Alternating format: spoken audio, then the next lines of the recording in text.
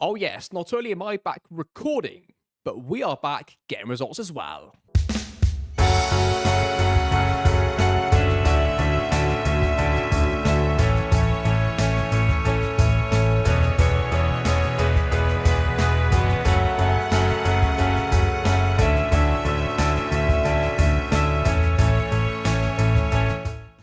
Hello and welcome everybody from my brand new place that I've been speaking about for I don't know how long now, but yes, welcome for the first recording from my brand new place. This is a temporary setup, so I might have to tweak some of the recording, some of the lighting, some of the sound stuff here and there. I've got to have this microphone up this high because otherwise it doesn't sound right because the way the room is designed, the room that I'm using right now. I do have a desk coming and it will be changing, but this is my temporary setup for now. Hopefully this comes out okay because it means I can keep recording. If it doesn't work, that means I can't record anymore, so or at least for now. So hopefully this does work okay.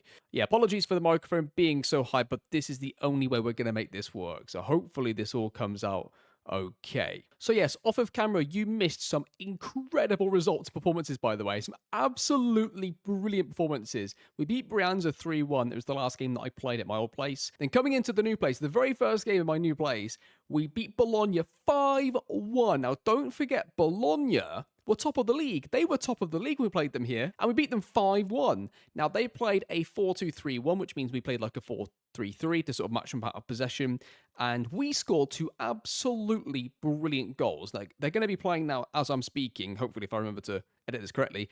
So yeah, we scored two brilliant goals, and what was really good about this game, not just about this game, but all these games, is that no matter how we matched up out of possession against the teams, in possession it still looked exactly the same.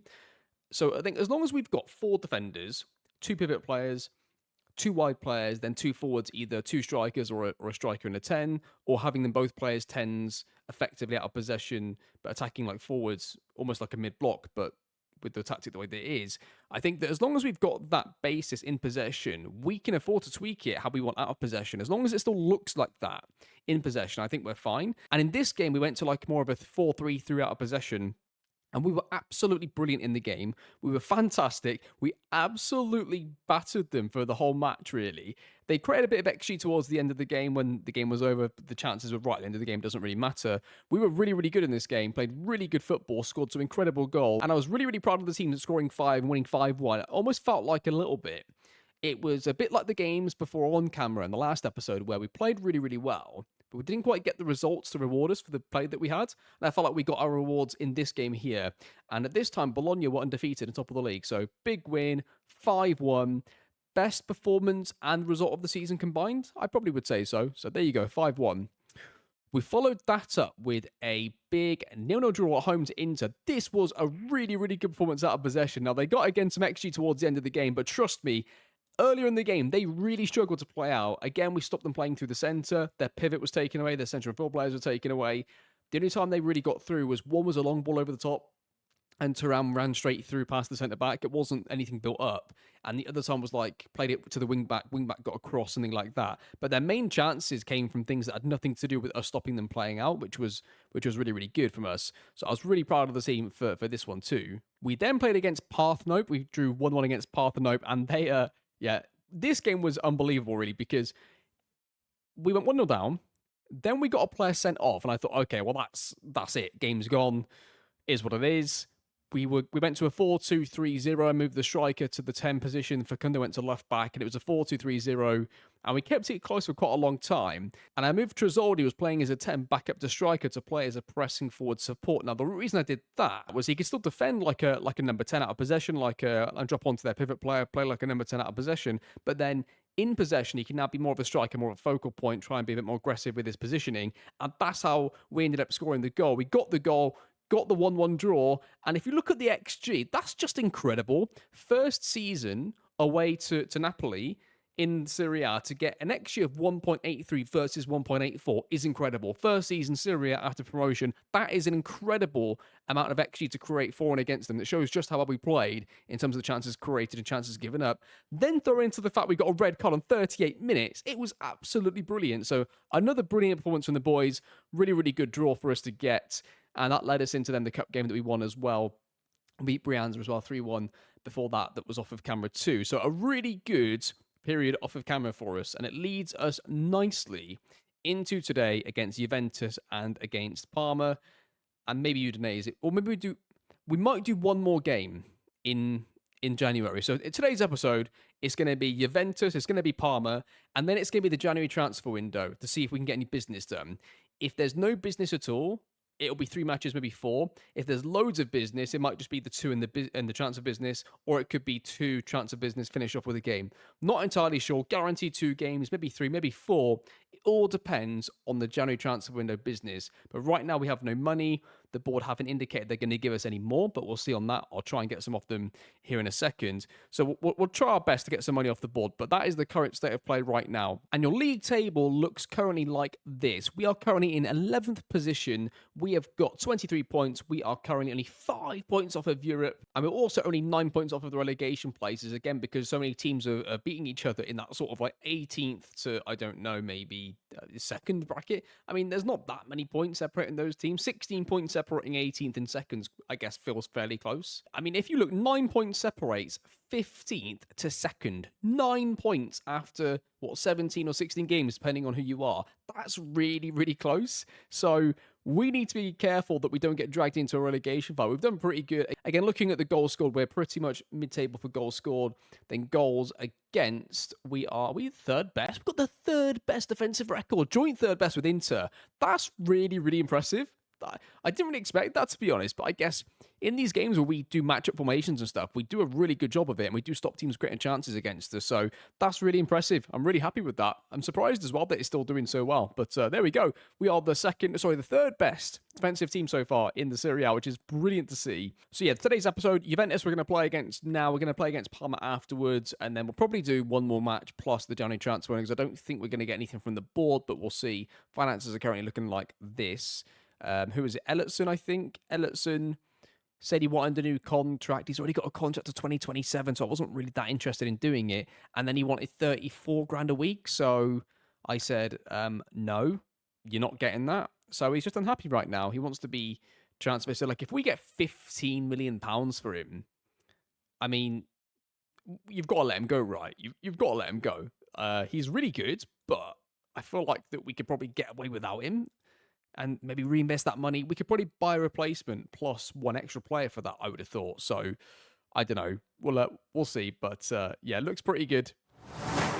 Yeah, one other thing I was going to mention, I was actually planning on going to Venice for my birthday, for my 30th birthday, which is in a few weeks' time. Fortunately, I've got to go and see a specialist at the hospital instead, so not quite as fun to go and do that instead. But yeah, I was planning to do that. I was hoping to go watch a Venezia match and go and see some of the people there, but unfortunately it's not going to happen, at least for not this year, which is a shame. But it would have been nice to see all of those screenshots that you see that through the transitions, all the images that you see, the beautiful images. It'd have been great to get a picture of each of those locations with me there for the series, but fortunately it's not going to happen, ladies and gentlemen. But it nearly happens. What a shame. But yeah, anyway, going into today's episode then, we'll play against Juventus first. Now, Juventus are playing a 3 at the back system. They're currently 8th in the league. They're playing a big 3-4-3. Okay, so I don't see this too often. Normally it's the 3-4-2-1 or the 3-4-1-2. It's very rarely a 3-4-3 like this. So this is going to be interesting to see how this plays out against us. In terms of then like formation and matching this up, you can have your 2 wingers go on to the 3. That's fine. The striker and the number 10 can take the 2 pivots. The back 4 will take care of the 3, and that leaves. We're going to have to play this differently. We're going to have to go. The striker and the 10 are going to both have to go onto the back 3 together. Maybe play a 2, like 2 strikers, because then the wingers can take the wing backs in that circumstance, and then our pivots can take their pivots, and it's a 4 against a 3 at the back. That's probably the most logical thing to do. Keeps our numerical superiority at the back as well. We'll keep 1 extra back than they've got forwards in that tactical battle as well. So that's probably what we'll do there. Yeah, in terms of like goal scorers and performances off of camera as well, I'll just quickly show you that. We'll go back to the Brianza game. You had Ellison scoring, Pierini, by the way, is absolutely incredible. I don't understand why nobody wants him at the moment, because he's brilliant. Like, he plays way above and beyond what his attributes say. Like, his attributes can say what they want. He is brilliant. He scores goals consistently, plays well on a regular basis. And, like, even the games where he doesn't play well, it's nobody else is playing well. Like, he's really, really good. I'd say he's my best player. I think he's our best player at the moment. He's really, really impressive. Against Bologna, Perini obviously scored. Drizzoldi scored, Facundo scored, Varela scored, and Samu scored his first goal for the club. Then Varela got himself a goal in this one, and in the cup game, some other players got themselves some goals as well. Yeah, really impressed with Pierini. He's brilliant. Facundo's been really good off of camera. He's finally started to score goals, get assists, looks good. Still wants to leave the club, incidentally. He thinks that, what is it he wants? Yeah, I think he says that the club isn't, or the players aren't up to his standards or something to that nature. Nobody wants to buy him. Everybody wants to loan him. So that's not going to happen. I think what's more likely to happen here is that we sell a few of the other lads. I think that, do you know what? Let's offer out Ellison and see what we can get for him. Let me just see intermediary. What does he think we can get for him? He thinks we can get 17. Okay. Let's go 15 and see if we can get that for him. We'll try that now on 22nd of December. We're keeping the team for now. Puja's can come out for this game. He's going to be suspended, so we're going to play. Oh, do we play here? This is a tough one. I guess Callasa goes left back and Al Fadli goes to right back. We are quite low on defenders in this game because Ongweni's only just come back from his injury, his long-term injury, of course, so we can't really play him in this one. And Fredericks isn't really fit enough to play, so we're going to go with that as your team. Okay, I just moved the team background because it was a rotated team in the last game, obviously in the Cup, so the team wasn't quite at full strength it is now. So your team is going to be Ernst in goal with Calasso, Papetti, Nauman, and Al-Fadli across the back. Ellison, Musleja as the pivots, Facundo as the 10, Borges and Pierini on the wings, and Tresoldi is going to go up front for us. I'm looking forward to this. So we'll see how we get on against Juventus. Big game this. If we were to win this, it puts us on 26 points and puts us really into that European mix, and we would obviously be beating a team that's ahead of us in that European sort of race as well. So quite a big game for us. Come on, Venezia, football and water. What can we do? Conte is the manager, incidentally, and assistant manager says pressure's all on them. Okay, I love that. Right, so like we said, we're going to go 2-on-2. So I guess we go with something like this. He needs to be a link player, though. He needs to come and get on it right. So deep line forward, support could be the one to go for. We could do that. That might work fine, the way that it currently is. You need to have that and that on. I need you to go and step onto the pivot players as quick as possible. We could move these two up into the CM strata, as it were. Going to just whack on a bit of this on these players here, just to make sure that we're able to. Basically, I have the tight marking, trigger press, tackling hard on all of the players they use to get out. So for a back four, I only use it on the pivot player and the two CMs if it's 4-3-3. Or if it's a 4-2-3, wouldn't it be just the two pivots, right? That's all it would be for. But in a 3 at the back, I do the pivots plus the wing back. Sometimes I put like press less against the centre backs and stuff, but I think we're okay in this one. We'll definitely take that off for this one as well. We'll see how that goes. We'll let the goalkeeper have the ball. He can have it and hopefully pass it straight to us at some point during the game. But that's going to be your team. That's going to be your tactic. Come on, Venezia. Here we go. In the beautiful city of Venice, here we go. 4-2-3-1 for us. Very dark clouds coming over there. And Juventus going to play their formation. There you go. Just confirmation they're going to play the tactic we thought they were going to play in the formation. So we'll see how we go. And we are underway in the beautiful city of Venice. Here we go. Looking forward to this. Enjoying this. Looking forward to seeing how we get on here against their formation, and as they go far post early doors, and we're going to easily get this away. Rabiot does get a good challenge in there. They're going to play it through straight to Al-Fadli. Thank you very much. And we'll see the back four are able to cope with this. Right, so goal kick for us early on. So let's see what the deep line forward does in possession here. Just watching the deep line forward. So the wingers always come now and they instantly go back wide as soon as we start playing out, especially down the side that they're on. So you'll see now the winger he's already wide, see here. But I was watching Facundo. That's all I'm looking at right now. But if he's going to be there, I don't know if I... Oh, okay, so what we've got as well is because there's nobody rotating into the AMCL, the strata, as it were, Pierini will come quite narrow now because there's space to do so. So I probably need to either change his role or we're just going to go stay wider to make sure that he just keeps playing the way that he does normally when there is somebody there. Obviously, there isn't anymore. But let's watch this as well. So they've got their back three. There's our two. Like, what are you doing, Ellison? This is your man here. Ellison, this is your man. This is not Facundo's. He's on a support duty, which means he might try and drop onto them a bit. So that's an issue straight away. We're going to this. We're not messing around with that today. So let's watch how we set up then again this time. So initially, Facundo's dropped onto their pivot player again. See, I might need to make him a different role because I don't want him to drop on this play. He needs to come onto the back three, which means it might have to be like an attack duty or something, like a pressing forward or something like this. Yeah, we're going to see here. He's going to drop. I don't want you to drop. He needs to step up onto him.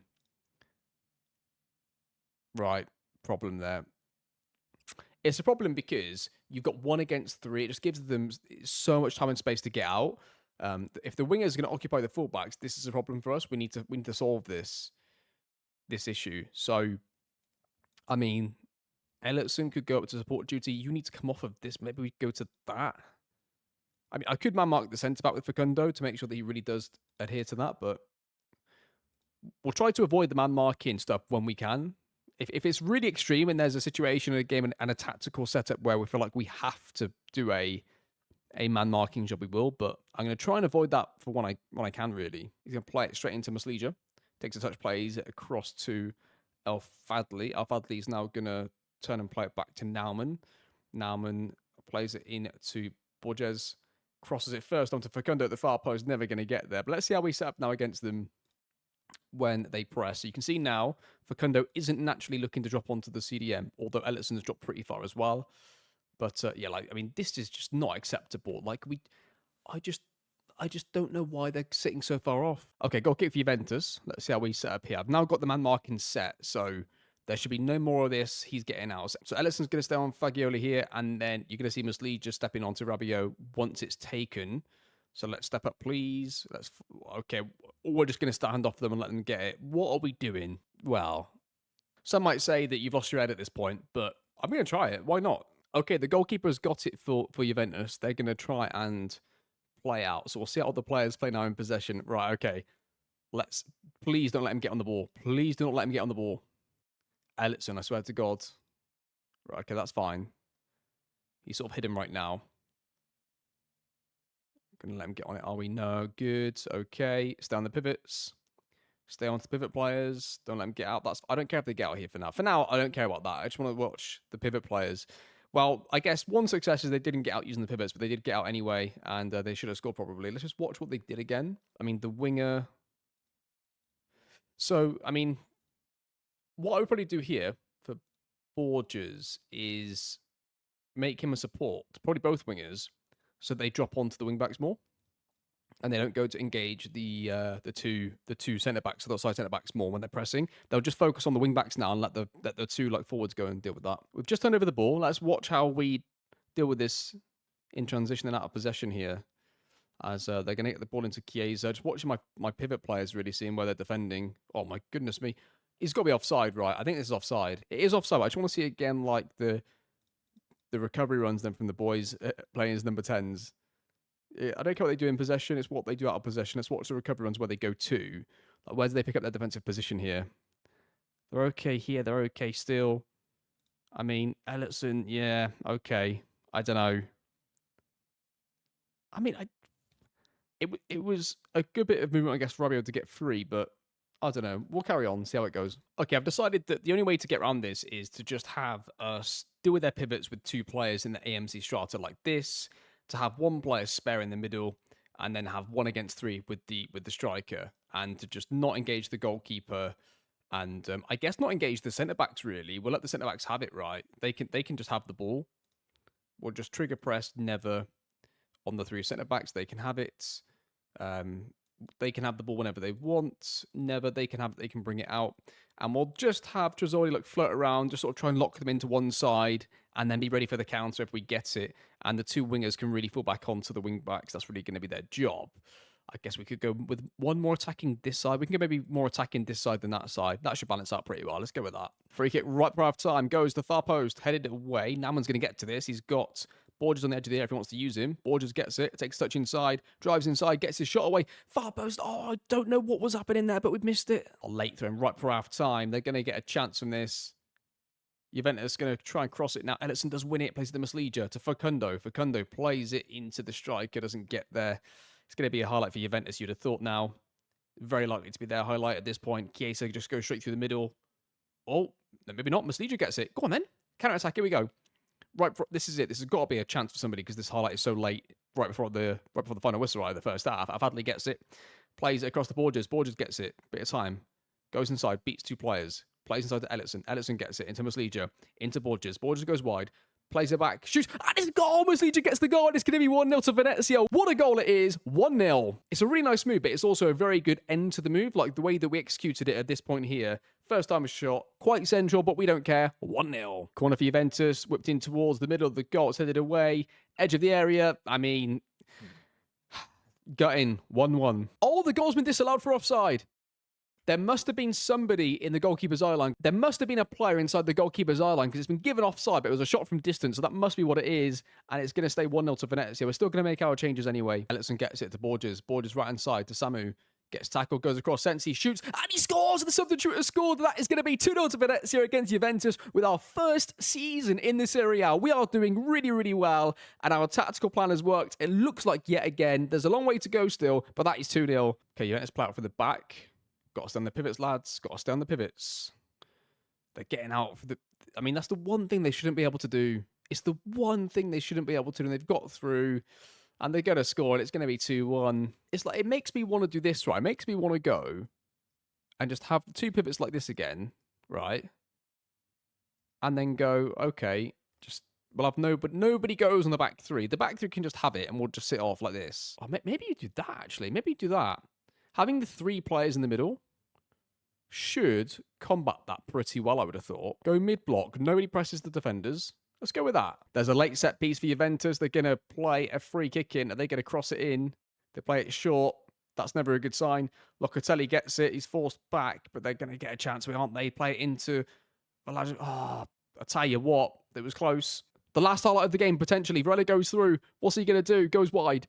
Cuts back, plays it to Scala, so we've got loads of time and space. Oscar Hoyland shoots, keeper saves, it goes per corner. Take your time, lads. And there you have it, finishes 2-1 to Venezia. What a win that is. Really good performance in the boys. Did the plan work? We won the game. They created a lot of XG in that match. I don't think that was the perfect solution to the 3-4-3 that they had. So I'll have to think about that. I don't think we'll come up against it too often, the actual formation, so I don't need to worry too much. But I do think we need a slightly better plan the next time we come up against it. But that'll do it for now. We win that game. We'll move on to the next one against Parma, and I'll see you in a week's time for the game against Parma. And it's the 22nd of December. It is Christmas in our Foot Manager series. It's quite near to Christmas in real life too. Merry Christmas, everybody. It's the most wonderful time of the year. And welcome back. Now, some of you eagle-eyed viewers might notice that this is a new recording. Yeah, apologies for that. Things got a bit busy, but we're back, so it's all good. Right. So we're going to pick up where we left off, which was the game against Parma. Now, I did get Ellison offered out to some clubs, and we managed to get a big £15 million straight up front for him. So potential, there's potential there for us to be able to get a bit of money for him. So that could be a really good bit of business for us. We can get £50 million. That would be incredible to be able to get that and reinvest that into different areas of the team. So that looks pretty good. We're also going to do these clauses here in a second as, like, I think 300 grand between the two players we can get for these two. So we'll do that here in a second as well. Naumann is injured. He's injured for 5 to 8 weeks. Now, that is not good at all.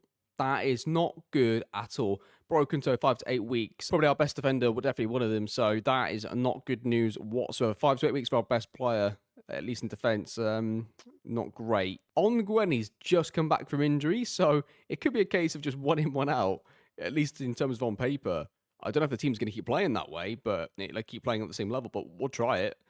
Luckily, he is back fit at the very least. I'm going to play Samu in this game just because he needs some more minutes so that his parent club don't recall him. So with that being said, your team is going to be Ernst in goal, Puszczas, Papetti, Ongueni, Calaso across the back, Ellison and Muslica pivots, Facundo is the 10, Piri on the left, Borges on the right, and then Samu's going to go up front. Okay, apologies. We were supposed to do the Parma game on camera together, but while I was recording the game, for some reason it kept coming out choppy no matter what I did with the recording, so I had to play through the game without recording it, reset the PC, and we're going to go again with the recording. So yeah, we played the game off camera. I didn't know the last one that I saved it, so I had to play through the game. It was a 3-0 win, and what we did really well in this game is we matched up their 4-2-3-1 with a 4-2-3-1 of our own. So when matching up system for system, there's two ways of matching up the 4-2-3-1 right. You can either go to a 4-3-3. So you've got your pivot on their number 10, then your two CMs, your 8s and your 10s, however you want to call them, onto their pivot players there, right? That's one way you can do it. Another way you can do it is we can stay in our formation like this, but we can play what is essentially like a 4-4-2 and have both of our number 10 and our striker drop onto their pivots and then have their back four be completely, or their two centre backs rather be completely spare, which is what I did. So in this game, I had Facundo stayed there. I then moved Samu across to the right striker position and had him as a pressing forward defender and a pressing forward support. And he would drop onto the pivot player. We would, in the opposition instruction set, to never press the centre backs. So they would have the ball, they'd have nothing on, and they'd try risky stuff, and they'd end up turning the ball over. Beat them 3-0, as you can see, a really comprehensive win. Played really, really well, some really good football. Again, really good at our possession. And what I liked about this solution to the 4-2-3-1 was, although we play 4-3-3 with the deep line playmaker in the middle and the roaming playmaker to the side, although when you move the deep line playmaker to the middle and you move the roaming playmaker to like the right CM slot, when you go to the 4-3-3 version of this, although it does build like a 4-2-3-1 still at times, it just feels a bit better being able to have a solution against the 4-2-3-1 where we don't have to change the base formation in terms of like the back four and the two pivots don't move. I like that idea of being able to do that. So we'll try that again. The next time we come up against a 4-2-3-1 because that was a lot less changing, less tweaking for us in our tactic, and it worked really, really well. We were really good, won 3-0, and it was really impressive stuff. Now, the reason I brought you back immediately, and I didn't wait till late in the window, was we have got some brand new information. We have got some news from the board. They have said, Jack, you're doing really well. The coaching team, you're doing really well. Do you want some money to spend in January? Yes, we do, board. We will be taking this extra money, absolutely. So they've given us some different options here. And I think the avoid relegation battle is the most sensible one to go for, just in case things could go wrong, right? So 10 million chance of budget, 333 grand a week in wages. We're currently sixth, by the way. We're currently in European places, and I don't think we're going to drop back into the relegation fight. We might drop back to mid-table, and maybe even lower mid-table if things went really badly wrong, but I don't think we're going to end up near the relegation zone. I don't think. So I think let's go safe with that one. So that's just given us £10 million to spend in January. That's so much fun to be able to have this to spend. It's brilliant. And then on top of that, you've still got Ellison who could potentially be leaving for £15 million. All of a sudden, this episode's going to get quite big in transfers. The downside is, not only is Nauman out for like 4 to 7 weeks, he also just said he wants to explore his options at the end of his contract. So, not great. Moment of silence for Phil Nauman. Moments passed. I mean, yeah, not great. He's not going to stay with us. So, best centre-back, best defender probably in the team. Not great. So, he will be sold at the end of the season because at that point he'll have 1 year left on his contract, and if he's not going to stay, we'll just try to replace him, right? That's what we'll try and do. But yeah, you're sort of bang up to date with what's going to happen. So what I'm going to do now is just click through a little bit here just to sort of get Ellison's transfer out the way to see whether he is going to go or not. Then once he's gone or he hasn't gone, I'll then bring you back with me and we'll do some scouting for the January transfer window. We will do one more match in this episode. We will do one more. I'm going to do the Fiorentina game because I wanted to do a game in Florence. So we're going to play Fiorentina away in today's episode. That'll be the final game that we finish on. And that'll be the last. Well, maybe we'll do Milan as well. We'll see.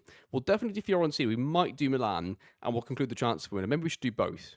Probably should do both, but we'll see. And then we'll definitely conclude all the transfer stuff that happens in today's episodes. We'll go through all of that here in a second, but I'll see you in a few minutes or a few moments for you, and we'll see exactly how much money we have to spend. It could be nearly £50 million. Do we get 100% of the transfer? We do. So we could have £25 million to spend in a second, and we'll lose some of that converting it to wages, but we could be in serious business here. I'm quite excited about this. So I'll see you in a few seconds. Hopefully got some money to spend and get some good players in to the club. Okay, it is confirmed. We have sold Ellison for £15 million. That is incredible. What an amount of money managed to get for him. He's a great player, and if he continues to improve, he could be really, really good and worth a lot of money. But £15 million right here, right now, is a good amount of money for us. Look at the transfer budget. Look at that, £23.11 million. We're initially here going to whack this down so we can get some more, I guess, wage budget. Should we go to like, so that would give us nearly 100 grand a week in wages. I don't think we're going to need more than that right now. I don't think so. So we'll go to that. But I'm getting rid of 1 or 2 more players as well. So that could put us over 100 grand in wage budget. Might get us a bit closer to the 20 million as well. So we've basically got 20 million plus 100 grand a week in wages. Helio Varela's got interested in him. So I decided to offer him out and see what we can get for him because we're not really using him. And if I can get, like, I don't know, 2.5, even £2 million for him, I would definitely take that. What do we buy him for? 1.3. So, I mean, yeah, why not? Not really using him. I mean, Mikhailo and Varela aren't really being used. So I think the best case scenario would be to let them both go and bring in one winger to replace the two of them that's like a decent level. Because don't forget, next year we're going to lose Borges, right? He's going to go back to his parent club, of course. So we're going to lose Borges. We need to really get ourselves probably 2 good wingers, because Pirini is always going to be an option for us. He's worth quite a bit of money, though. Is his valuation outweighing his attributes? I know it's not a Moneyball save. But it's hard to not look at those things, right? I don't know. That's a tasty amount of money right there, but we'll leave it for now. Off camera, you missed a 3-3 draw against Udinese. I decided, okay, so flat 4-4-2. I'm just going to leave the tactic the way that it is. It matches up pretty well. It'll be fine. It wasn't fine. It was 3-3. It was chaos, but we did score a last-minute equaliser, which was good. Facundo scoring a goal after not playing the absolute best during the whole match before that point, but he scored the equaliser, which was important, and we got the draw. Calaso's got a bit of interest. I mean, Calaso's another one. Like, is he worth £3.5 million? I don't know. He's a really useful profile of player for us, though, right? He really does fit what we're trying to do. Wants a new contract, won't get one. I mean, I almost want to just offer him out to see what we get for him. We'll offer him out, see what we can get for him, and we'll look at that in a second. Okay, we're going to look at some wingers here, I think, first of all, to see who we can get in terms of a wide play, because we do need one of these quite desperately, I would say, as well. So we're going to try and get a winger if we can, and see if we can get somebody starting off here. Okay, Daniel Hakans, he looks pretty good. He's quick, he's got a bit of flair. If we're going to try and bring in somebody off the bench with good work rate, which is really good as well to go with this, if he's going to be somebody off the bench, I think he could be a really good player for us, but he's a bit expensive maybe for that purpose, but we can see. He's going to be on the shortlist. Joel Mavuka looks really good as well, very similar to the previous player, a bit more expensive though, quite a bit of money. We can spend that much money, right? We can spend a bit of money, it doesn't have to all be up front. If the player we think is going to be a first-team player for us this year and next year at least, taking us into European football, then we can spend that kind of money. If we think that they might not be at that level, then we need to avoid spending that kind of money. So it's really, like, we can spend quite a bit, depending on who it is what I'm trying to say. Anton Cade looks pretty good. Like, he could be a really excellent winger, or just a decent one, depending on where he improved in his attributes. So he's one to watch. I don't know if we can commit £7 to £9 million on him this transfer window, because it depends. Like, if his acceleration, agility, and pace went up by 1, dribbling goes up by 1, all of a sudden that's an outstanding player. If none of those go up and it's like, I don't know, a bit of decisions goes up, a bit of composure, it's maybe not quite the same. So it just depends on how he improves, but we'll watch him. Okay, I managed to add some other players to the list as well. I didn't go through every single player, but whoever we do sign, obviously I'll go through all those players one by one. Gonna move on to number 10s now. Like, I mean, would he cost a lot of money? Yes. Would he be our best player for the next 10 years? Yes. Is it worth it? I mean, they take 13.5 up front. So if I can get them similar to like 15, but not all up front, that is going to be a player right there. The only question is, do you need him? Because like Muslija and Facundo are doing so well. They're doing so well. Like, that's probably not the position to invest in right at this stage. But, like, if we went along to get him, he could be worth, like, £40 million next season. So it's really tough, isn't it? It's like, do we need that position right now? No, but it's the best value for money that there is. Yeah, because we don't really need, like, a number 10 right this second. Not this season, anyway. I'm going to move straight on to, like, pivot players, because we do probably need one of those. Replacement for Ellison, essentially. We've got Oscar Højlund. Is he good enough to start for the rest of the season? He could be. It's actually hard to tell. But if he struggles, I don't know what else to do. Because, I mean, we could get by with the players we've got for the rest of the season in central midfield. With Sensi, Muslija, Al-Fadli and Højlund, we can get away with that rest of the season, no problem. But getting away with it might mean that we finish mid-table, whereas we could be pushing for a European place right now, right? That's where trying to put a bit of risk into the team can get us some good rewards. Like, Thomas Handel over here, he looks incredible, and he's worth 300 grand. Is his contract up? It's not. Like, what are we missing here? He looks brilliant. Like, he looks like the perfect replacement for Ellison. We'll give you the 300. How about that? You'll give you 300 for him. That seems incredible. Only 4 players came up on my search for a pivot player that I wanted, and he was one of the 4. Like, the only other player that I see that I would even try and get is Salvatore Esposito. So he's on the shortlist, but to be honest, value for money, going back to a bit Moneyball stuff, Thomas Handel is the one. I mean, he looks brilliant. Where was he from? Oh my goodness. I just don't understand. Like, it's not that he's just good. It's his valuation, his wages. I just think that's such a steal. That's an unbelievable steal if we can get him. So we'll see. We'll definitely try. He's got a bit of dictates time, runs with ball often. He's a Brighton player right here. Let's get him in. Composure 17. Now, please let us have him. Please nobody snipe us and get him. What a solo that's going to be. Okay, looking at fullbacks, Costinha looks pretty good. Not the quickest, but he's good in the air. He's good defensively and looks pretty solid. I'm going to definitely shortlist him as an option. Okay, Jens Kastrup. I really like this guy. He's Quite quick, got a bit of dribbling, good defensively, and he's got some good mentals in there as well. Good aggression, dives into tackles. We love a bit of that, don't we? Love the odd red card in the team. He looks really good. He's a central midfield player apparently, but that's not where he played for us. I'll be buying him really to play fullback. I mean, he could play as a pivot player as well. Good utility player. So maybe Jens Karstop comes in. Jens Kastrop looks pretty good. So we'll shortlist him. Jesus Vasquez. He's transfer listed, 3.7 million. He's going to be a really good option. We could get him for quite a cheap deal, I would expect. Yeah, that's pretty much all there was for left backs. Let's move on to centre backs. Now, it's quite an important one, this, because we're going to lose Naumann, obviously, pretty soon. Pascal Kiemans looks pretty good. 10 grand. I'm looking at the wages always. Like, if we're on 10.25 grand a week, I'm assuming he's going to ask for near 20, right? But he's really good on the ball, passing 14, vision 13. He can dribble. So he'd be a really good option long term. He's only 19. Lots of room to improve. He's probably going to be the one option. If you're going to spend a bit of money getting somebody young that can improve and is already the right profile of player, he's probably the good shout there. Linus Getger, again, another German centre-back. Not quite as quick and mobile, but again, pretty good and very, very cheap potentially. I mean, there's a quite big estimate. I mean, that's just like let's just guess. How much is he worth? I don't know, boss. Between 55 grand and 7 million pounds. So somewhere in that bracket is what he's worth. Okay, cheers, lads. Cheers to the recruitment and that analyst for that one. There you go. So, I mean, there's been an offer of 3.2, right? So probably around 3.2. Well, it would be 3.2 probably straight up, but if we did installments, it might cost us a bit more. But yeah, looks pretty good. I mean, that's pretty much it, for centre backs. But I think we found the one, didn't we? I think Pascal Clemens is the one. So we'll see what we can get him for.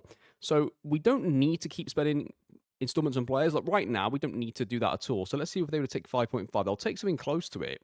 So I'm going to see what we can do. If I can avoid spending installments on players for this transfer window, that would be the most ideal scenario. But it depends who we can get and what sort of situation is, right? That is the aim. Okay, so what I'm going to do now is go away and try and get rid of one or two extra players, try and get a bit of extra money into the transfer budget and see what we can do there. And also try and bid on some players. And then he'll come back with me and see what we were able to do. I'll tell you in advance, we're definitely going to go for Pascal Clemens. That one's definitely going to happen. Apart from that, I'm going to just see what feels right in terms of value for money. But, I mean, there's a couple in there that are really likely to happen. That is definitely one.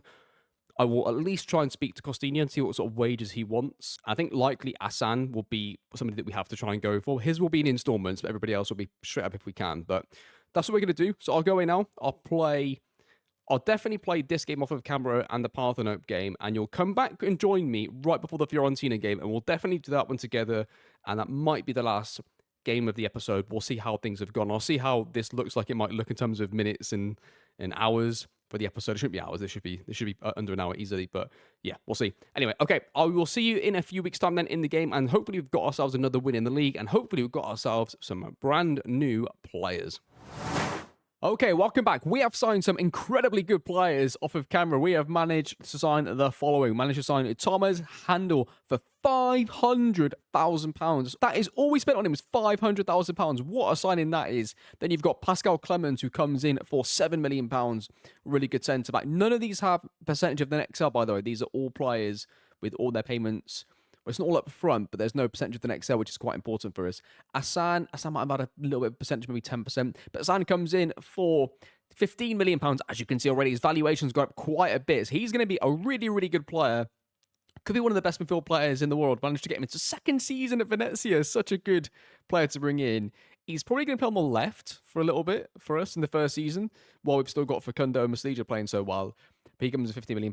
And then Costinha comes in for £4.5 million of the right back as well. Okay, so players out. You have got Ellison for £15 million, Conte for 800 grand, and then Calasso for £3.2 million. So that is three players that are going to be gone and are going to provide some money into the football club, which is good for us. The only reason I signed Costinha was that I had a good offer for Calasso. And the reason I'm actually making that change is, although Calasso is a good player, we've got quite a few players with percentage of the next sale that are added into their transfers. And I don't want to be in a position where we need to sell players to help facilitate bringing players in a couple of years' time and having all the players at the club having percentage of the next sale. So we're going to be losing money quite a bit. So any chance that I can get rid of a player now that's got a percentage of the next sale, just to get them off the books. So we get rid of Calasso, that's one less player with a percentage of the next sale in the club. Costinha comes in. Costinha's money is not all up front, but there's no percentage of the next sale. So if I sell Costinha in 2 years' time for £20 million, I would get £20 million. If I sold Calasso for £20 million, I probably only get 10. I think it had 50% in the next sale. So I'm sort of making decisions based on the long-term financial stability of the club and sustainability. That is why I made that change. Did I need to buy Costinha to replace Calasso? No, Calasso's a really good player. But that financial thing is one thing. That is one reason why I've made that change. Two, Calasso's 27, Costinha's 24. So there's a few extra years in there as well. So two reasons why that changed. And to sell Ellison, who's a really good player, who wanted, I think, you wanted 40 grand a week for us. And I replaced him with Hassan, who's got 37. But Hassan, obviously, only 18 years of age. He looks the business, doesn't he? He looks really, really good. So I'm excited to have him into the club. And we'll see how he gets on. And you're pretty much bang up to date. I did offer some more players out to try and get some more money back too. We need to try and get some more installments back because our financial debt's gone up quite a bit now. Transfer debt, sorry. £90 million. So I'm offering out Al Fadli because I don't know if we're going to need him too much the rest of the year. So we've got an offer for him for £2.2 million. That is none of it's up front. That is all in installment to sort of be back at that transfer deficit. So that's what that would be for, to sort of balance that a tiny bit. And that's also then 11 grand a week off the wage bill as well. In terms of players in, like more players in, I think I would sign a winger, like a first choice, decent level winger. And that's pretty much it. I think the rest of the team is pretty good for at least the rest of the season. And it's a good starting block going into next season. Off of camera as well, you missed us drawing 0-0 at home to Salernitana. And then we beat Parthenope away in the Italian Cup third round. 2-0 win. Really good performance. Both teams played a 4-3-3 against Parthenope. We did really well against them. Look at that. 4-3-3 they played. We played the 4-2-3-1 with Facundo in the middle, just to make sure that he's stuck on that CDM. And on top of that, I made sure the opposition instructions had, mark tight, attack harder, all that stuff on just the central field players and the pivot, nobody else. So we were able to recreate the same sort of stuff as before, and it worked really, really well. Big win. They got there actually towards the end of the game again, so it wasn't a big deal. And you are bang up to date. So all you're going to miss in terms of transfers, which we'll cover at the end of the episode, I won't end the episode until we've completed the transfer window. But yeah, one more winger would be good. Really, it's not really for this year. It's more for next year when we lose Borges. But while Perini's out, we're going to try and use Hassan on the left, mainly because I want to play, obviously, Handel. We signed him. He's going to be a great player. I don't want to drop Muslija this season. I think he's earned the right to play this season. And Facundo is Facundo. So the only way we can get Hassan in is to play him on the left. I could drop Muslija, but I don't want to do that right this second. I feel like he's definitely earned his place. It could be that we do play Hassan deeper where Muslija is, then we do play Perini on the left. That is something we could do going forward as well. It gives a bit of flexibility if there's an injury or so there. But yeah, looking pretty good. I could still sign another fullback maybe if we do sell a Fadli, because that leaves Nauman's out for quite a long time, well, 4 weeks. We've only really got 2 backup. I guess we've got 3 backup defenders if he's fit. We should be able to get away with that in terms of the defense, because if Puzchaz is out, it means that Fredericks could go left back. Nauman could play left back technically, and he could do probably a good job. And now with Clemens, Papetti, and Ongueni all being in here as well, I think we've actually got enough strength in depth to be able to play whoever we want in whichever position at the back. So quite happy with that. Okay, then to round off today's episode, we are going to play Fiorentina. And after Fiorentina, we'll round up some of the transfers and probably leave the episode there. So we can play against Fiorentina. They are going to play a 4-2-3-1, and they are currently right next to us in the league table. Look at that, bang on the same level of points as well. Just that their goal difference is 1, ours is 12. So there you are. You're going to see all the new players today as well. We're going to see Clemens is going to play, Costinha is going to play, Handel is also going to play, and also for the first time we're going to see Hassan play together as well. So that is going to be your team. It's going to be Ernst in goal, Puzchaz, Papetti, Clemens and Costinha across the back, Handel and Muslija pivots, Facundo as the 10, Hassan on the left, Borges on the right, Tresoldi is going to go as the striker. Let's see the boys get on against the 4-2-3-1. Assistant manager says, carrying from us in the last match, you'll do well. Okay. So they play the 4-2-3-1. So instantly what we're going to do here is we're going to do a bit of this. So we get that on them there. Then I think for the 4-2-3-1, so they're going to have 2 pivots. They're going to have the 1 number 10. I think we do this again. I think we try this. So pick up their 2 pivots here. And then between these 2, they can take up the number 10. I think we'll go with this. We'll try this against the 4-2-3-1. See how it goes. Papetti gets it. Plays into Tresoldi. Is he onside? Brings it down. Borges. Muslija. Into Borges. He's fouled. Is it a penalty? Could be a penalty here. Right off the bat, 10 minutes in, this could be a penalty. I think it's going to be. I think it's just going to be a penalty. I can't really see it being anything other than that. There you are, penalty. Muslija's going to take it for us. Is he going to score? Steps up. Muslija shoots. scores. It looked like it was going to go over for a second. It's 1-0. By the way, if we win this game, we go into the top 4 to end today's episode potentially. But let's just go back here a second and see what we're dealing with from a tactical perspective. So, right, it's up to Facundo and the striker to pick up the 2 pivot players. So let's watch them here.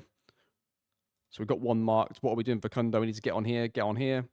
Going to stun the pivot players. Okay, they've tried to force something in. So what we've done is we forced them to have to try and play something more risky. So they're going in here. I mean, the pivots, they probably could have got it to him, but they're now trying to play this, which is interesting. Muslija is going on to their pivot, which isn't really what we want. Tresoldi's going away and pressing the fullback. So I tell you, this is what I forgot to do again. This is my bad, really. That it's okay to set up like this to combat this problem, but what you need to do is make sure the striker doesn't go off and press. So what you probably need to do here is, I mean, the fullback shouldn't be too much of an issue, but maybe he triggers. I think he might have triggered initially on. Yeah, I think he might have triggered initially on the centre back. That's why he started stepping out. Let's watch it again. Let's watch it. I'm pretty sure he's going to step forwards because it goes to a centre back, right? Is that what happens here? Does he go here? Okay, he does. That's the problem, is that he's gone there first, and now he's circling around, and now he's sort of lost where he is. Because he loses where he is, then Muslija steps up onto his man, you see. So, yeah, we need to avoid that if we can. I don't want to put press less on the fullbacks. I want my wingers to still press their fullbacks, obviously. I just don't want the striker to do it. Okay, free kick for them. They play it into the fullback. They lose it. Hassan's going to run away with this on the left-hand side. Gives it away. They're going to regain possession. They play it straight into the striker, back into the pivot, and we win it easily. Borges gets it. Drives inside, goes on the outside, now the fullback. That's where the space was, I guess. He's going to continue, plays into Costinha, making his debut for Venezia. Here's Costinha, the right back, goes and drives inside. What's he going to do with this? Plays a great one into Borges, goes through. Is he going to score? He's got to score. And he does. What a ball that is from Costinha. That's going to be 2-0. What a goal. And what a bit of play from the right back, Costinha. What an addition that might have been. And that's 2-0. Yeah, the thing about Calaso, right, is he was a brilliant player for our level at the time. And he's a brilliant, physical specimen. He's 6'4", good in the air, etc. But he did have quite a few traits that made him quite a unique player, whereas Costinha is going to maybe stick to instruction slightly more. So it's 2-0 anyway. Good start. Right before half-time, Hassan gets it. Plays it back to Puszczas into handle. Our new players. It looks like such a fresher team, doesn't it, all of a sudden? Tresoldi. I love our kit, by the way. Which just everything's so beautiful about this team, isn't it? Go on, Hassan. He goes through. The new signing goes through. Shoots. Keeper saves. It stays 2-0. Okay, we'll say keep it going. I'm going to take off Facundo. I'm going to put on, I think, Oscar Højlund playing here. We're going to go with a bit of that. We're going to take off... Oh, actually, no. Let's not do that. Actually, let's not do that. Let's move Hassan into the number 10 role. And let's just put Varela on the left. Let's just go with that for a change. Corner Fiorentina, whipped in, headed away. Second phase is going to be Osamu going to get there. Doesn't quite get there. They're going to maintain their attack.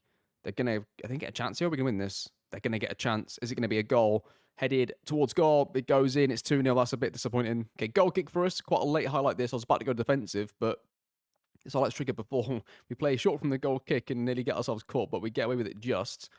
Don't quite get there. Fiorentina going to get a chance here, aren't they? They play it through. They're going to get a chance.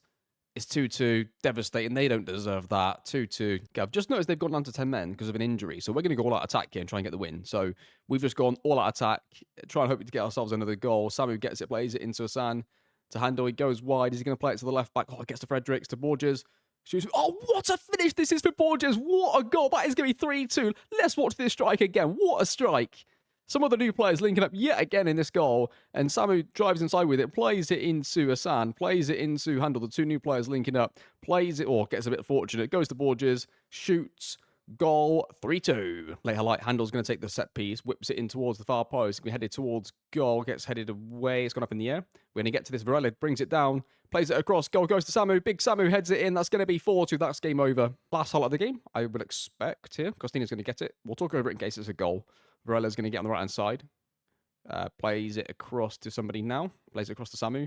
Brings it down, plays it over to Fredericks on the left-hand side. We've got an overload. Borges, Fredericks. They're all linking up. Borges goes wide. Plays it into the box now. Fredericks. Højlund shoots. Hassan. Goal on his debut. 5-2. What a way to finish it off. Oscar Højlund to Hassan on his debut, making it 5-2. And there you have it. Finishes 5-2 to Venezia away from home against Fiorentina. Our friends Fiorentina, of course, over there in Florence. The Assassin's Creed 2 connection there. Beautiful goal in a beautiful city and a beautiful victory. Yeah, what a way to finish it off as well. Yeah, I know the fans want Borges, but we can't afford him. I mean, we could try. I mean, right now, I would try and get him, I think. Oh, he's 23, I don't know. He's close, isn't he? He's really close to being a really, really good player. Yeah, that is a great performance from the boys. I'm really, really proud of them for that. That was really good. I thought we were in a bit of trouble at one point in that game when they came back to 2-2. The tactical plan of stopping them playing out worked really, really well in the first half. They may have changed a bit in the second half in terms of some of the stuff that they were doing. I don't know if they changed formation, but they might have changed a few different things, but yeah, in the end, we won 5-2. So it was a good result, good performance, and a great way to end the episode. Look at the results, by the way. Recent results. We are unbeaten in quite a few games, and that has put us into the European places and for Champions League football in our first season in the Serie A. And obviously, most of us that have played FM for quite a long time, everybody's had these seasons where you've been promoted to the top league, and the next season you get into Europe, sometimes top four, sometimes you win the league, which I've done before with a couple of teams. But like, the reason this one's so rewarding is the way that we're doing it. We're doing it by matching up the opposition formation, by doing lots of tactical stuff. We're not achieving the success by just playing FM and being good at FM, if you see what I mean. We're actually putting some real life, the real life recreation of the tactics, some real life analysis and matching up formations. We're applying a bit of real life stuff to it, which makes it a bit different. It feels a bit different. It feels like us with Venezia finishing 4th is more impressive than if I would have just played the save off camera and I finished second in my second season with Venezia, just playing FM, just normally, just plugging the tactic in and just playing, clicking through, not really changing the tactic, not really looking at the opposition too much. If I was to do that and finish second, I don't think that's as impressive as us doing this. This is really good. It's really good fun to do. And by the way, thank you so much, all of you, for your wonderful comments in the comment section. I really appreciate it whenever anybody takes time to leave a comment. One, it does obviously help support the channel whenever you leave any comment, even if it's nothing. But when you mention that you're really enjoying this series because of X, Y, or Z reason, whether it's because there's more real life stuff attached to it, whatever it may be, it's really good for me to hear and to read, because obviously I have to be quite careful how I word my titles and how I do my thumbnails. Obviously, I don't really have much time to create them and make them bespoke for every video and make them more fluffy and creative and clickbait type stuff. I can't do that. So the channel and the videos on the channel are always going to be not quite where it could be if I was able to do those other things. So the channel is sort of what it is. And for the people, I make these videos for people that are watching regularly. Thank you to every single one of you. This has been an amazing ride, I guess, over the couple of years I've been doing this, and especially this series and the Moneyball series as well. But yeah, a massive thank you from me to all of you for watching this series, and for everybody that's commented, liked, and shown support anyway, just watching the video. Even if you're not subscribed and you're watching the video, thank you very much. If you can do any of those other things, it always helps the channel. I never ask, please like and subscribe and all that nonsense. I hate doing that. I hate promoting stuff as well. I hate actually promoting my own videos. The only reason I do it is so that people actually are aware that a new video is out. That's the only reason that I do it. I'm not doing it to try and attract 10,000 new viewers, although that would be nice. I'm doing it really for the people that follow my content to know that a new video is actually out, and a bit of information as to what's in that episode. That's the only reason that I do. I absolutely hate promoting my own content stuff. So yeah, that's a bit of insight to how things sort of work. But massive thank you from me. Yeah, if you can comment on a video, like anything, retweet, repost, whatever it's called these days, any sort of support, just a massive thank you from me, and I appreciate it, and I appreciate any of it that comes up in the future. So thank you very much. Right, concluding today, we're going to now play off camera a couple of games, and I'm going to conclude some transfer business. So you're going to join me at the end of the transfer window. I'm going to play the Milan game off camera, and we'll come back and we'll see exactly what business we're able to do. I don't want to put too much more installments on, so I'm going to use most of the budget now one player. It's going to be probably a winger, I would suspect. That's what we're probably going to go for.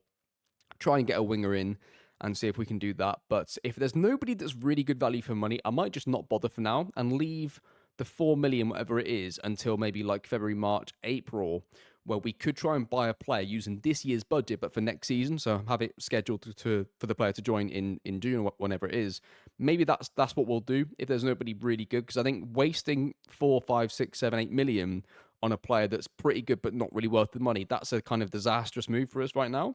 And we could be in European football next year, of course. And we're relying on 2 loan players, one up front, one on the wing, to really help us out quite a bit this season. So obviously, strikers and wingers are often quite the most expensive things to buy, so it's going to be quite tough. But we're in a good position, and could Sam play as a striker, actually? He could. Long term, I don't know if that's the right way to go, because he's got so many other attributes, and he's got so many other areas to his game that just putting him up front seems like a waste. But for now, if we need to, he could play striker. So there you are. Played pretty well on the wing as well in his first game. But okay, that's going to do it. I'll see you in a few days' time, and we'll see how the January transfer window concluded.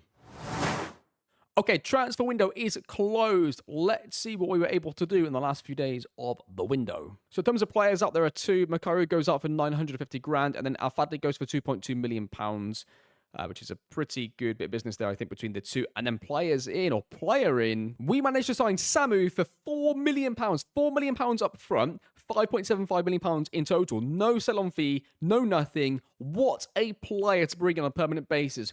The reason I've not used him as much as Tresoldi was mainly because we weren't going to be able to keep him after the season. But now we are. Look at him. He looks brilliant. 20 years old, 6'5", jump reach 18, pace 16. He looks amazing. He looks the business, as we like to say on the channel. He looks brilliant. He looks absolutely brilliant. So you know when I said I was looking for a winger, I sort of felt like that between Borges, between Tresoldi and between Varela, we've been using those three anyway all season. And to be fair, for most games where I don't use Varela or somebody else, we use Asan there anyway or somebody else. So we can get away without a winger for the rest of the season, no problem at all. And then the second thing I said was that I then only use money on a player if we could buy them now for next season using this year's transfer budget for a player that's going to be good next season. And Samu is like absolutely outstanding. He could be our striker if we didn't get like a huge offer for him. He could be our striker for the next 5 seasons, and he's going to get probably amazing, I would expect. The only problem is now we've got 2 young strikers that are both pretty good, and we only play 1 striker up front. And really, I mean, Tresoldi and Samu both aren't great at going and playing wide, I would say. I mean, could Tresoldi play as a 10? Maybe, a little bit, but generally speaking, they're both just out-and-out strikers, aren't they? So we could maybe do like a 2-striker system, but I mean, it's rare that we do anything like that, right? We don't really need to. I guess we sort of do when we play against a couple of different formations where we sort of split them and have, but it's still an AMC strata position, right? So I don't know. We'll see, but it gives us options anyway. As 2 really good strikers.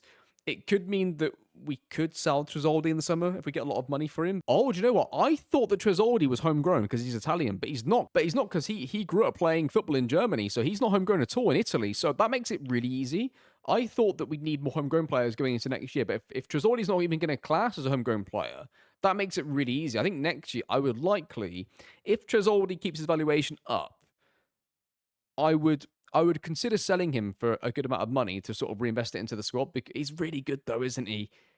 Well, at least we've got a good bit of options there. But I think Samu's the better prospect long term. But again, who knows? It's going to be close. Asan obviously isn't homegrown right now, but he will become homegrown. He'll become club homegrown eventually if he stays with us long enough. So that really gives us an incentive to try and keep Asan, despite the fact that he's going to be worth lots of money, going to get some big offers. It's going to have to be a pretty big offer for me to let him go, because he's going to really help us with the club homegrown and homegrown thing for Europe. Although we'll have a pretty small squad for most of the early part of the save, you'd think anyway. So yeah, there's that. But there we go. Right, what an end to the transfer window. What an end to the episode. That is some brilliant stuff. I really did like Samu. It's just because he wasn't going to be our player. That's the only reason I wasn't using him. I was using Tresoldi, was because I was like, okay, they're probably going to recall him. You know, I don't know how much we're going to be able to use him this year anyway. But now he's going to be our player. I'm going to probably go with him as the starter for the rest of the season. Like, what is if we change this to the striker view? Yeah, non-penalty XG per 90, don't care about that. Minutes per goal. Samu's got better minutes per goal than Tresoldi. His conversion ratio is slightly less, but his shot on target ratio is better. His shots per 90 is better. His shots on target per 90 is better. His dribbles per 90 is better. He gets caught offside a lot more, considering that's total. That's not average per game. That's the number total. So he breaks the offside trap probably slightly better. Open like he passes is better. Head-on ratio is better. There's a lot of metrics that I think are going to go in his favour, especially longer term. So welcome to the club, Samu. You're going to be our big number 9 for the next few years. I'm looking forward to him playing. I'm looking forward to seeing him on a regular basis now for our team. Samu looks absolutely amazing, so I'm really happy with that. And yeah, that's going to do it. The squad is looking really, really good. I think that where we've improved the team in terms of bringing players in, we've really improved the team, even though Ellison was a big loss. Being able to bring in Handel is like, for the amount of money as well, if you could factor that in as well, 500 grand, that's a brilliant bit of business, isn't it? I'm really proud of that bit of business, probably the most that I'm proud of so far, although Samu could end up being a complete steal later on as well. Sam was a bit, again, big transfer money right now, but in 2 years' time, he could be worth 70 million. We could be getting offers for 70 million, so the 15 looks like it's going to be a steal eventually, although it's a lot of money to us right this second. Pacono has still got interest in him, and he still wants to leave the club, I think, yeah. Not happy with the squad still. Not happy with the teammates. Not good enough for his standards at the moment. But they will be. I'm sure it'll change his mind pretty soon when we're top of the league next year or something, or at least be in the top 4 this year. So maybe that will change his mind enough. But Yeah, interestingly, I did try to sign a winger. Who was it? Yeah, I tried to sign Dan Ndoye. And the funny thing is, the reason he turned down speaking to us and giving us some negotiations was that he refused to speak to us due to our poor performance in the league, our poor position in the league. And at the time, we were fourth and Bologna were fifth. Obviously, they're ahead of us now, but it's still pretty close. That's pretty harsh, isn't it? Like, although, look at this, right? This is absolutely crazy. Look at this. If we lost our next game and results went against us, we could, in theory, go from 6th all the way down to 13th. So 5th and 13th are within 3 points. That's actually really annoying because one bad run of form and we could be a mid-table team this year easily, like really easily. And it could be like, wow, on paper, people would like look at a video of this series in season 3 or 4 and look back at our second season and go, finish 12th, like, you know, it's not that great, is it? But that's so harsh. Look at that. I'm a bit gutted about this because we know what's going to probably happen. No, we'll try and keep positive thoughts, but yeah, literally anything could happen there. We're not going to go down. Could be European football, could be mid-table, could be just outside the relegation zone, who knows? But in terms of the next episode, we are actually in to the Italian Cup quarter-final. And there's a couple of big teams still left in it. So what we're going to do next episode, we're going to come back for this because we could have a chance at getting through to a cup final right here. So we're going to come back for the Italian Cup quarter-final. And then what I'll probably do is, if we win it, we'll see where the semi-final is and we might skip through to that. If not, I might play this game. Maybe I skip a few. And then maybe we come back for the Inter game. And, you know, we hit some of the bigger teams as we go through the season. But I don't want to miss that game. I don't want you to join me in the Italian Cup straight into the semi-final. I want to see a bit of the journey. So we'll come back for Atalanta. They obviously play 3 at the back. That gives us another chance to play against the 3 at the back. Did we beat them last time? I can't remember. Then we lost 2-1.